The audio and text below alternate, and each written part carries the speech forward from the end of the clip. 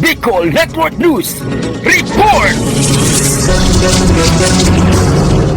Opisyal na nominado sa 3rd Gawad Ibaka Juan Search for Best Mangrove Award in the Bicol Region ang critical habitat at mangrove ecosystem ng Barangay Katandunganon ng Bayan ng Mercedes. Kaugnay nito ay isinagawa ang validation ng ilang kawani ng DNR Regional Office kasama ang mga validators. Batay sa PIO ng LGU Mercedes, layunin ng isinagawang validation na makita ang aktwal na mangrove site sa nabanggit na lugar. Ang Mercedes Critical Habitat and Mangrove Ecosystem ng naturang barangay ay isa sa mga protected areas na maipagmamalaki ng bayan ng Mercedes. Ang awarding ng mga winners ay gaganapin sa Hulyo 26 sa lungsod ng Legazpi kasabay ng selebrasyon ng International Day for the Conservation of Mangrove Ecosystem. Kasama mo sa Bicol Network News, may Go Patrol number 12, Estela Duran, tatak tunay na serbisyo.